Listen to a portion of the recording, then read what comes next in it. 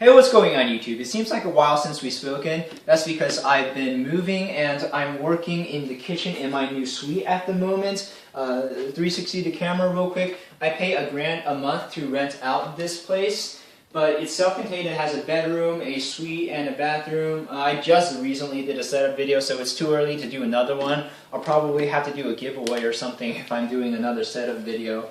But yeah, today we are changing out my old power supply for a new modular power supply.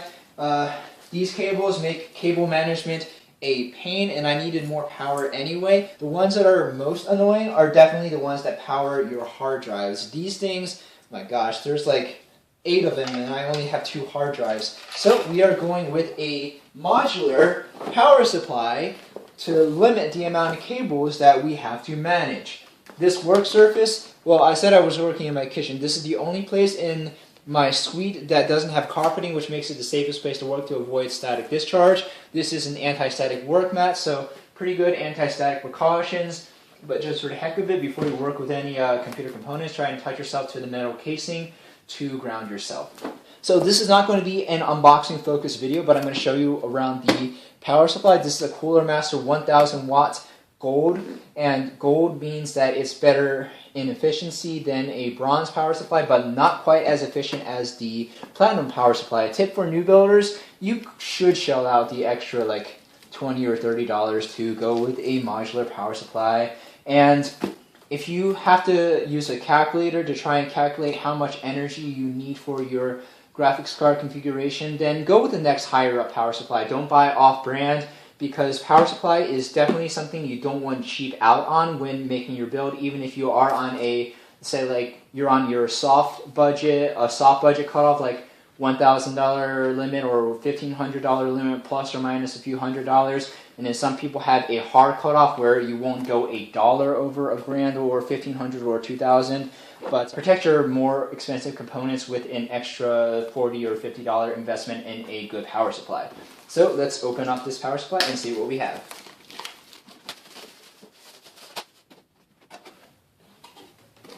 Alright, here we go. This is the, oh gosh, did I mess up already? Okay, this is the manual. It's important to read your manual regardless of how many videos you read or watch, because a lot of stuff is going to be relative to your build. Oh, quick trivia bit. I like a lot of the Cooler Master gaming peripherals. When they're making gaming peripherals, they're actually called CM Storm. I use Cooler Master keyboards and mice.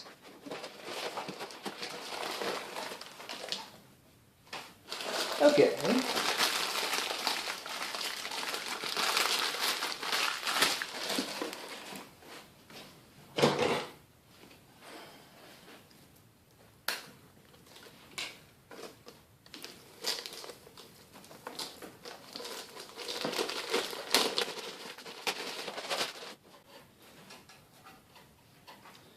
Alright, let's compare this Cooler Master power supply with the old Corsair one. The bottom definitely looks a lot better, and there's a lot more cables in the old Corsair power supply. That much is to be expected, so this is not a 100% modular power supply. Everybody needs a motherboard power source, so that's not going to change. Everybody needs a, where's the CPU pin? Well, a lot of these can be purposed into whatever you want. Yeah, these can be broken up. This can be combined into the CPU 8 pin. This can be combined into an 8 pin. This can be purposed into PCIe by taking it off and making it 6 pin. This can be the other PCIe.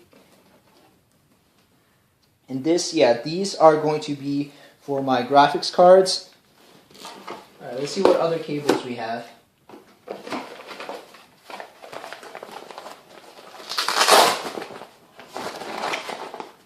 The main power cable. And we have Molex and hard drive. That's enough of the unboxing. I'll just add cables as I go. Alright, so I'm going to position my power supply facing downward.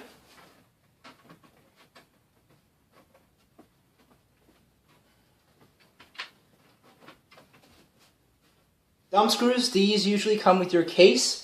These are going to be holding the power supply in place.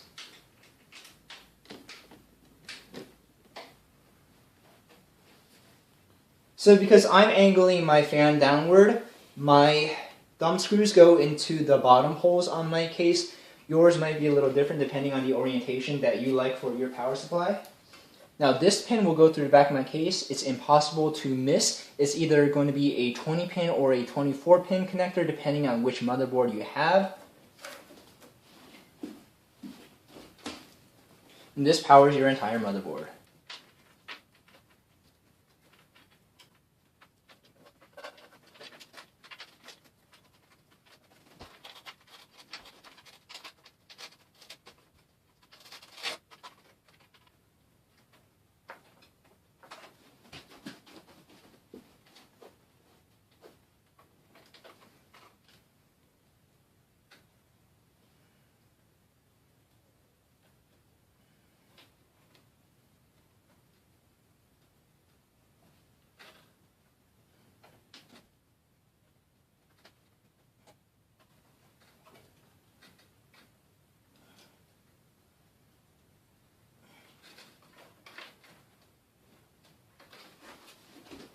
Next, I'm going to convert any of the PCIe cables I'm not using for my graphics card into my CPU pins, and this cable connects into an 8-pin, so I'm going to use that for my CPU. Normally, you would snake this power cable through the back to power your CPU, but I can't with my ASUS Sabertooth Z77 motherboard, so I'm going to go ahead and place this over the front. It looks ugly, but I don't have any other options.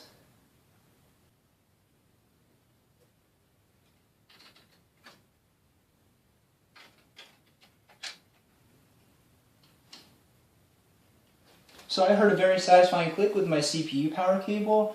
There is one more small motherboard fan that I have to plug into a fan controller at the top of my motherboard.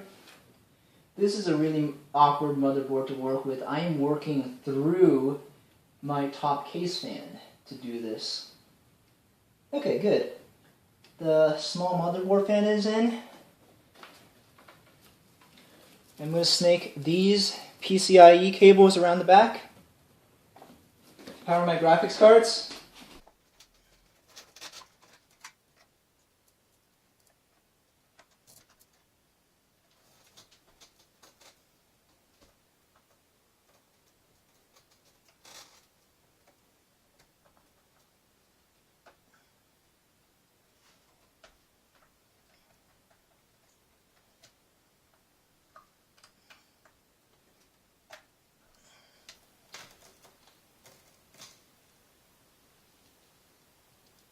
Alright guys, this is my completed build. I have my fan controller set to maximum to allow the LED fans to glow their brightest. The biggest difference between this build and my previous build is definitely the cable management. It's still not perfect. I still have a lot of extraneous SATA cables and hard drive power cables over off on this side. This is definitely not something I would show off on the internet for cable management, but it's a lot better than my previous build. The only thing I didn't cover in my video was how to route the SATA cables from the motherboard into the drives where they need to go, but I converted the 3.5 and 2.5 hard drive and SSD bay into an external drive bay. I have a dedicated video completely on that, so that's when you'll see how to route the cables where they need to go.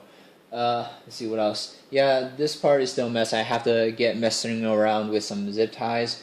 But that's pretty much it for this build. Let me know if you have any questions, and I'll see you next video.